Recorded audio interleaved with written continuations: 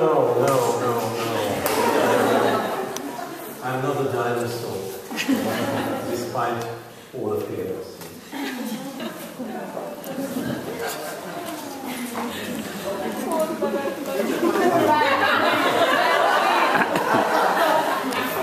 After the show. Look, I'm a teacher. An English teacher. The dinosaur costume was just an allegory to remind you that I'm extinct. A relic of the past. I must preach and preach and preach, no matter how late the hour and how short the day, no matter whether I have nothing to say. Thank you.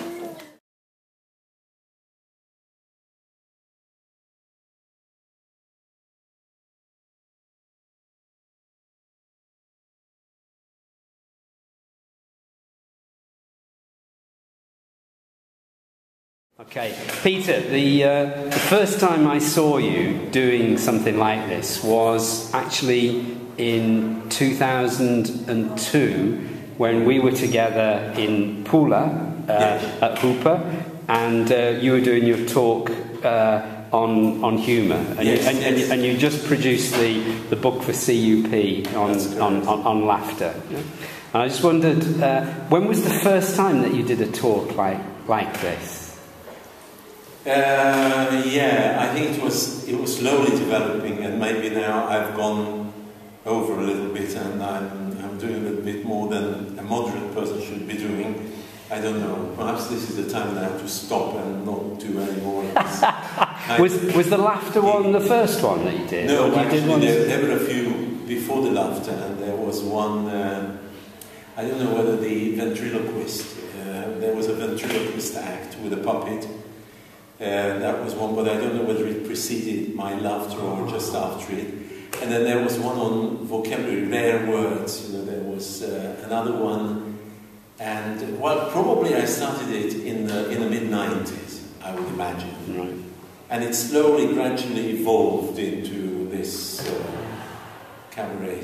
I mean, for me, it's fantastic. For me, what I appreciate most about it, I think, is the kind of community building aspect. You know, and I'm there in the big hall, and you know, you're at how many people have been taught by you, and the laughter that there was. It was just lovely to be part of it and to see how a whole community is brought together. And I think plenaries have that role, you know. Yeah. You are right. Well, I'm lucky because I've been on the job for a long time, and therefore I really have had a lot of students, former students of mine, who are now in their most active years. And they tend to come, luckily, to IATEFL-Hungary And even people from abroad, I'm always very pleased that IATEFL-Hungary, I think it was in the 1990s, perhaps mid-1990s, when IATEFL-Hungary realized how good it would be if it were turned into a kind of regional conference, not simply IATEFL-Hungary, but especially the neighboring countries, with which we have often had, you know, little tensions and all sorts of things. And we, English language teachers, I think are doing great service to peace. I don't want to sound very bombastic, but to peace if, for example, we invited colleagues from Romania, Serbia, Slovakia, and all the other neighboring and not so neighboring countries. So we actually reached beyond the countries that we really are bordered on, and now we tend to invite people from the Baltic states, and even, I know, there are people here from Canada, and of course the Brits are always here. Thank God, I'm happy to have British people too, and Americans. So that's, one of the things that I always believe is extremely useful is if we are trying to combine humor with serious messages. And I've learned a great deal from comedians that, you know, and I told him, let me put it straight. There are clowns, you know, and clowns can either be good clowns or bad clowns. Now, good clowns can really, you know, it's not by chance that clowns have a face, you know, one of them laughing, the other one is crying. So you can combine the two things. And I still remember our communist leader, Karl. Do you all come from Hungary? All of us? Except you. But you must have heard about it. And he would always start his talk when he went to see, you know, the people in the factory, you know, the plebs. And then he would start off by saying, with a joke. Terribly lame jokes. But of course the workers were, ha ha ha, Yonivach, is very funny. And then Karl said, but now, let's talk seriously. And from then on, you know, his talks were long-winded and terribly boring too. And oftentimes I had the feeling that he was actually making a parody of himself. I know that it was not true, but I had this impression.